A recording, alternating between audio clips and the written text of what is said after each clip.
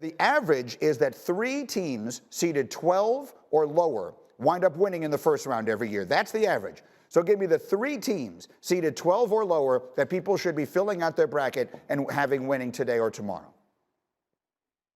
Well, here's what I'd consider for that question. One is UC Santa Barbara in the West going against Creighton. UC Santa Barbara, the Gauchos, are coached by Joe Pasternak, who is a former manager for Bob Knight at Indiana. So you know he is tough. And they have major conference talent.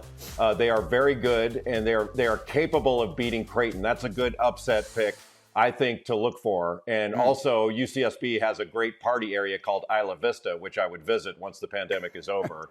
And then I would go with Ohio. I would take a look at Ohio against Virginia, because Ohio has got a player named Jason Preston.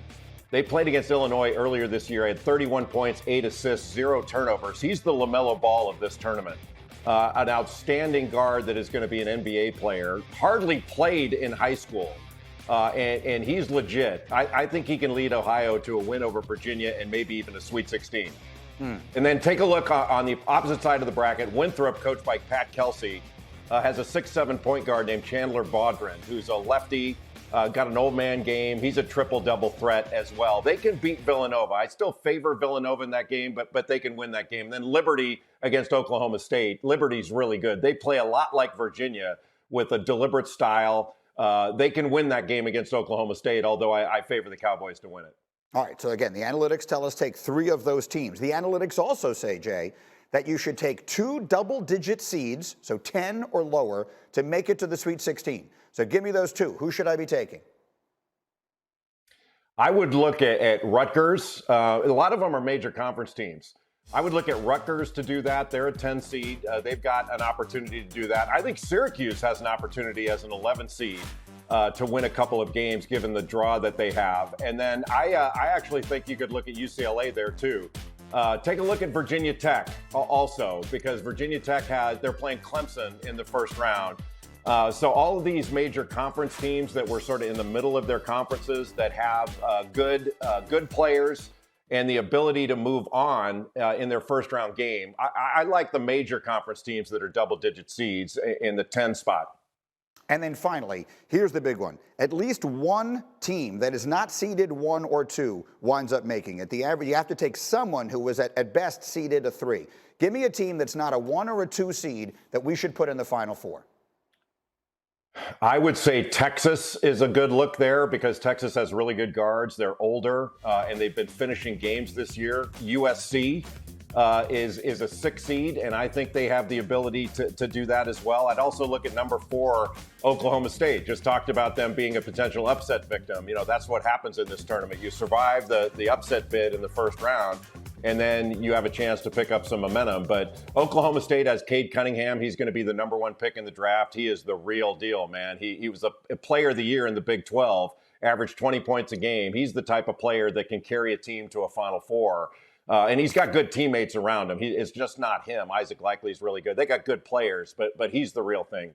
For upsets, give us the juiciest upset that we should be picking on our bracket in round 1.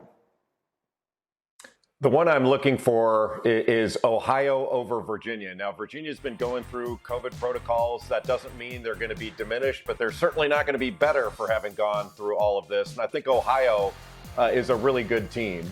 They've got Jason Preston, who I told you before is the LaMelo Ball of this tournament. He's a triple-double threat as a point guard. You can really pass it. But it's not just him. 5 guys on that team average in double figures. Dwight Wilson is their leading rebounder. Ben Vanderplas has magnificent hair and can shoot it. This is a good basketball team that can beat Virginia, even if Virginia didn't go through all this stuff. So I think that's a reasonable pick. And it doesn't matter in your bracket, because Gonzaga's beaten whoever comes through there anyway. Okay, fair enough, but it matters at least a little. You never know. That, by the way, is the same upset pick that Jalen gave us yesterday. So we spoke earlier, and we did not get all the way to the Final Four. Who do you have as the last 4 standing, Jay Bilas?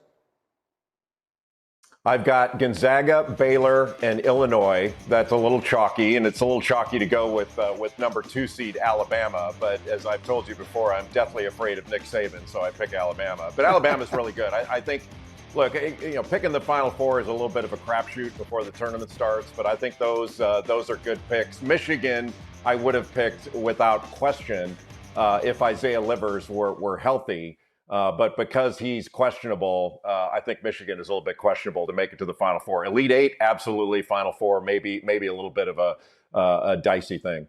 That's the bracket where we find Alabama. Meanwhile, I did want to get your reaction to one other thing that got a great deal of attention on social media yesterday as teams were arriving for the NCAA Women's Basketball Tournament. They arrived in the San Antonio bubble yesterday. Team personnel found themselves shocked by the lack of a legitimate weight room for the players, and especially when you juxtapose it with these images here, with what they had put together for the men's weight rooms in Indianapolis. And that was a post that got a lot of attention, and she was not the only one. Sabrina was not the only one who posted these images. It was all over yesterday, and it certainly got a lot of justifiable attention. And Jay, I know you had some thoughts. I'd love you to share. What was your reaction to what we saw here?